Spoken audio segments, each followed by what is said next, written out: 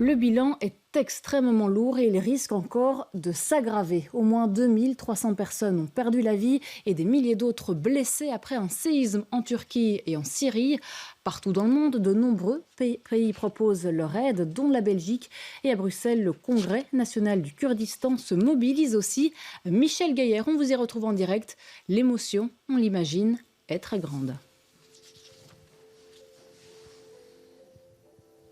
L'émotion, la tension, on suit ici, vous l'avez dit, via les chaînes d'information locales, les informations, les chiffres sont ceux que vous avez donnés, c'était quelques centaines. 1 millier, 2 milliers, plus de 2000 décès, 8000 blessés. Voilà les chiffres qui sont suivis en direct ici par les membres de la communauté kurde. L'attention parce que certains s'inquiètent pour leurs proches aussi qui sont sur place, dont ils n'ont pas de nouvelles. Les infrastructures, elles sont forcément impactées aussi et les communications téléphoniques ou Internet, évidemment. Avec nous, un des membres actifs de cette communauté kurde à Bruxelles, Eyüp Dorou. Alors, qu'est-ce que vous avez d'abord, vous, comme dernière information de ce tremblement de terre? On a dit les blessés, vous avez-vous vu les images? C'est vraiment un très lourd tribut que votre région paye. Oui, c'est une situation catastrophique. On suit depuis ce matin la situation tout de près. Et on a des contacts avec tous les gens sur place. Malheureusement, on a beaucoup de pertes humaines. On a beaucoup de gens qui sont disparus. Des maisons, des villages sont entièrement détruits. Et donc, il manque beaucoup de soutien international et national pour sauver ces gens-là. Et malheureusement, la situation n'est pas bonne. Il y a beaucoup de gens qui cherchent encore ses parents, ses proches, autour de tous ces immeubles que vous avez vus totalement détruits. Et donc, nous espérons que le gouvernement qui a mis jusqu'à aujourd'hui tous ses moyens pour mener la guerre contre le peuple kurde dans cette région change sa politique et commence à aider avec tous ses moyens pour sauver les gens civils dans cette région. On a vu dans les images des gens qui mènent les recherches parfois à main nue, les fouilles, il faut débloquer des gravats, des blocs de béton, parfois armés.